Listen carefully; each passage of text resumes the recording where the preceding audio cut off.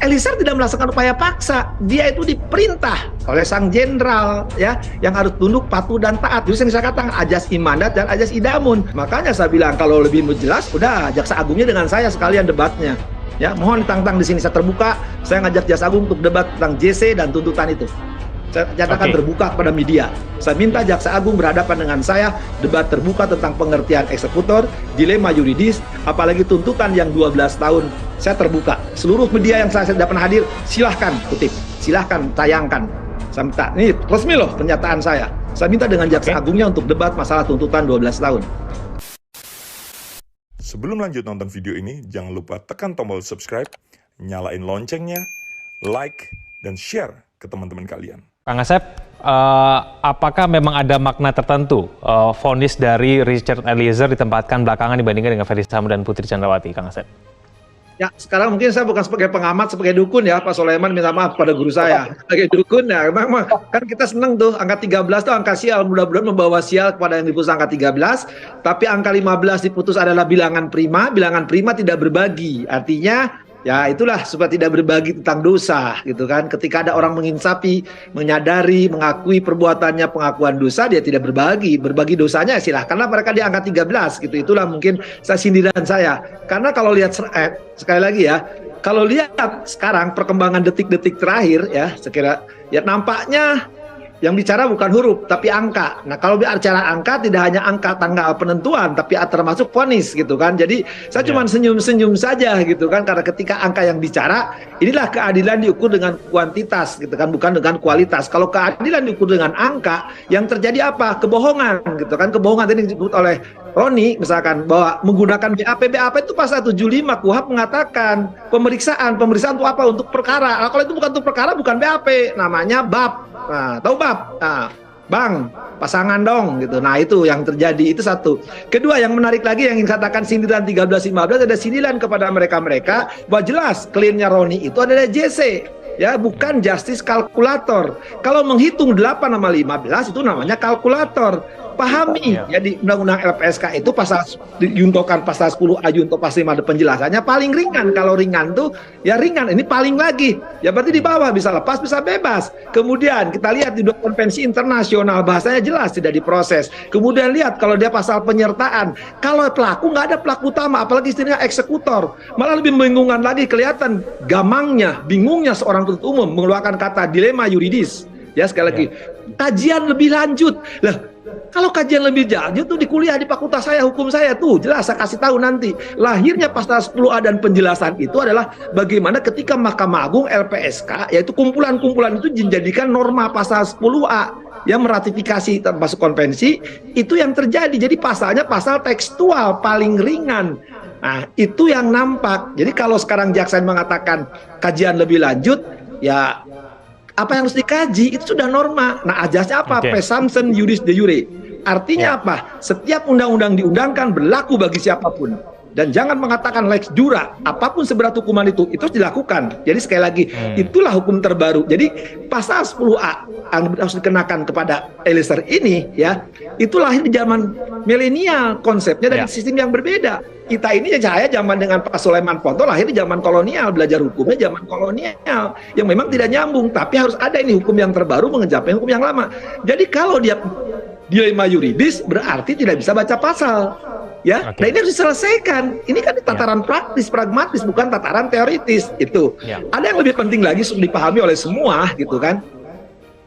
Nampaknya hari ini saya berbangga sekali. Sekali lagi harus mengucapkan terima kasih kepada amikur itu ya, sahabat pengadilan, para guru besar lebih dari 100, para doktor hukum terbaik, saya sangat-sangat hari ini berbangga kepada para guru besar dan para dokter-dokter amat terpelajar ya, sebagai sahabat pengadilan akan turun ke pengadilan bahwa mereka menyatakan bukan menilai soal pembunuhan atas perintah, tapi ada kejujuran di Republik ini dilakukan oleh anak-anak bangsa ya. Orang dari terpencil, pangkat terendah, tapi punya kejujuran, jiwa satria yang harus kita hormati. Bukan di rumah soal Ican nggak ada ngaruh bagi kita, tapi ada kejujuran dilakukan oleh seorang pembunuh. Sejarah peradilan akan diukir dalam tinta emas, ya. Bayangkan, tidak pernah ada pembunuh dihormati oleh para guru besar yang amat terpelajar, dan tidak pernah didoakan oleh yang berkeyakinan yang berbeda. Dia non Muslim, Nasrani, tapi umat Islam banyak yang berzikir ya. Bayang buka aja dicikir itu semua. Kenapa? Pengakuan hanya pengakuan terhadap kejujuran dilakukan. Nah, kalau nilai kejujuran yang diakui di Undang-Undang LPSK pasal 10A dan penjelasannya dan diakui oleh konvensi internasional sekarang harus dihukum 12 tahun dan kelak hakim mengikuti. Saya tidak tahu apa yang terjadi di Republik ini. Saya pikir saya bukan. Oke, Kang Asep sebagai mantan hakim, jelang vonis putusan kasus yang begitu besar mendapatkan perhatian dari publik, biasanya yang terjadi pada hakim itu apa saja sih Kang Asep? Saya mau cerita fakta aja. Saya pernah mengadili anak presiden loh. Anak presiden loh, saya hakim tunggal loh. Saya pernah mengadili gubernur BI loh, yang pegang duit loh. Saya pernah mengadili konglomerat terbesar loh, ya. Dan kawan-kawan BLBI itu saya satu-satunya, ya. Ditanya tuh beberapa hakim. Satu-satunya saya yang ada BLBI itu hampir semua gubernurnya, konglomeratnya. Saya sebut Hendara Harja, BHS, siapa betapa kayanya ya Hendara Harja dan backing-backingnya tuh ya. Pasti Pak Ponto tahu tuh backing-backingnya. Saya kira menjelang putusan itu, kiri, kanan, belakang, 8 penjuru angin tuh datang. Tidak hanya itu, ya, tidak hanya saya yang datangi, orang tua saya, keluarga saya, kerabat saya itu datangi. Teman saya kan selalu mengatakan, ya udah putusannya melo sendiri, jangan nama gue udah punya putusan. Kalau hakim punya sikap sejak awal, karena saya memegang bagaimana mantan ketua Mahkamah Agung pertama menurunkan kepada ketua muda Kusuma Atmaja, pegang palu ini Sep, jangan kok gadaikan palu keadilan. Dan saya pegang, kalau saya matiin, gak peduli apa, maka saya matiin tuh, yang berat-berat tuh, gak ada urusan. Tapi saya bersyukur, alhamdulillah, haleluya, sampai sekarang hidup saya tenang. Teman-teman saya yang berani makan uang, hidupnya menderita itu, ya itu aja saya kasih tahu. Nah sekarang pasti hakim-hakim pun, ya sekali lagi kalau ada orang mengatakan ketika Asep ke pengadilan tidak ditangkap, ya saya bukan polisi. Cuma saya kenal para pemain itu, sekali lagi saya sebutkan ya, karena ada beberapa tuh yang para basar-basarnya. Saya katakan mereka yang dulu calo-calo tilang, sekarang tilang kan nggak ada, sidang nggak ada. Mereka naik tingkat, jadi kaki-kaki tangan, dan pemainnya masih sama, ya pemainnya itu juga penghubung-penghubung. Nanti akan didekati mau cara apa? Sekali lagi, pendekatannya ikatan emosional, baik ke daerah tertentu, baik emosional ikatan kealumnian, atau karena kedekatan tertentu, itu selalu dilakukan. Sekali lagi, itu selalu dilakukan. Bahwa atasan pun pernah, apalagi kami dulu pernah 2, ada Kementerian Kehakiman sama Mahkamah Agung, paling bingung lagi, yang satu dari Dirjen Peradilan, yang satu dari Hakim Agung. Saya buka aja, silahkan sini omongan saya pertanggungjawabkan. Nah, jadi jauh dari, tapi saya masih percaya majelis ini akan pertaruhkan. Pertaruhannya apa? Satu, ya polisi sudah babak belur, kepolisian, kejaksaan babak belur sekarang. Nah, Mahkamah Agung sekarang sedang menghadapi masalah besar, ya menghadapi 2 hakim agungnya sedang diperiksa oleh KPK. Modusnya sedang dibuka, ini baru selesai di 2. Kalau sekarang hakim agungnya, sekali lagi ya, sedang bermasalah dan hakim, ingat di selatan itu ada sekali indikasi. Satu-satunya pengadilan yang pernah kena OTT berkali-kali, sekali lagi berkali-kali, tidak hanya hakimnya dan panitranya adalah selatan. Selatan tuh saya tanya KPK, tuh tanya penasihat hukumnya FS kan bekas orang KPK tuh, juru bicaranya. Tanya, sebut nama di sini siapa? Hakim yang tertangkap di selatan lebih dari 2 dan panitra lebih dari 1, dan panitra itu punya kaitan hubungan dengan pimpinan di Mahkamah Agung.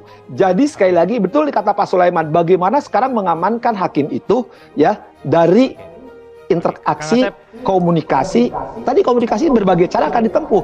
Tapi saya masih berharap dan percaya kalau Anda hakimnya sekarang mengikuti pola-pola mafia, pola-pola bandar, ya lengkaplah selesai bahwa peradilan. Anda menyebut nama nggak, Kang Asep? Sebelum saya ke Bang Martin. Anda menyebut nama nggak?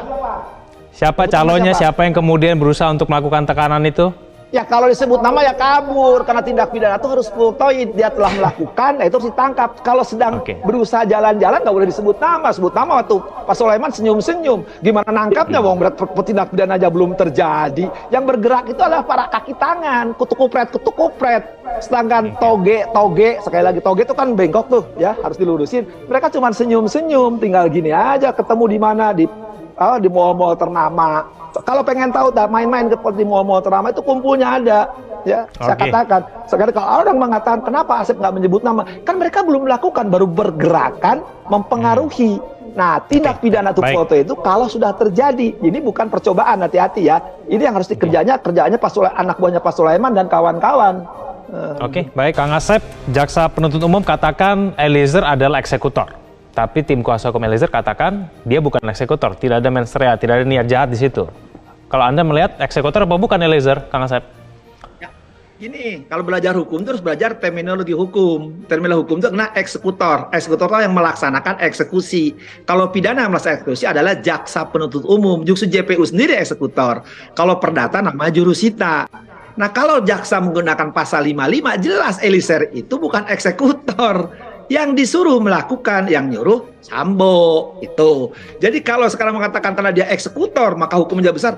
Loh, ini gimana? Saya pikir mengerti nggak hukum namanya eksekutor? Ya Anda eksekutor, melaksanakan eksekusi. Eksekusi itu upaya paksa.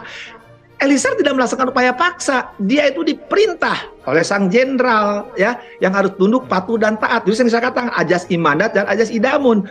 Jadi kalau dia mengatakan karena dia pelaku eksekutor, dikait apa lebih parah lagi, dianalogikan lagi, lebih berat lagi itu Sambo. Loh, ngerti nggak? Di pidana tuh nggak boleh analogi, satu berkas satu perkara, itulah yang diproses. Ya makanya kan ada perkara lain nyindir-nyindir ke perkara itu nggak boleh. Lihatlah Eliezer itu statusnya dari awal sebagai JC, maka perlakukanlah dia JC. Jadi jangan dikatakan eksekutor. Kalau dia peristiwanya pembunuhan, dia yang melakukan. Selagi, apalagi ditambah tuh ada kalimat pelaku utama. Lalu nggak ada pelaku utama, yang ada tuh jaksa madya utama, hakim madya utama, pra SSI pratama, itu yang ada gitu kan. Nah, jadi kalau itu menggunakan istilah itu, itulah nampak kebingungan dan segala-galanya. Jadi kita paham lah sama posisinya seperti Eliezer suruh nembak. Nah, hakim pun saya berharap tidak ada kebingungan karena hakim pun tidak yang melaksanakan. Ingat ya, mahkotanya hakim itu ada di eksekusi, maka namanya eksekutor, itulah jaksa. Nah, kalau sekarang eksekutornya adalah Eliezer, saya tidak tahu. Ya mungkin saya ditempeleng kalau Pak Sulaiman, lu belajarnya di mana lu Sep? Nah itu saya ingat kalau Pak Sulaiman ngajarkan tentang intelijen kepada saya, istilah hati-hati, saya masih ingat, saya tuh ya bagaimana ngaconya kalau menggunakan, apalagi orang hukum, hati-hati di hukum itu ada terminologi yang artinya akan berbeda. Apalagi tuh nggak tampak lagi kan selingkuhan, nggak ada selingkuhan ya ada yang ada lainnya gitu kan. Tapi sekali lagi ya mungkin kita paham lah jaksa JPU, saya percayalah JPU yang di ruang sidang itu mereka orang pintar. Saya tahu persis karena di situ ada mahasiswa saya tahu persis mereka orang jenius, orang cerdas, cuman disayangkan tadi gitu kan. Masa jadi kan tingkatnya tingkat pengadilan, tingkat kejaksaan. Pertanyaan saya sering katakan, kenapa sih? Kan di pengadilan Jakarta, di Kejaksaan Jakarta Selatan tuh ada humas. Ngapain harus dijelaskan oleh jaksa agung muda, ada humas?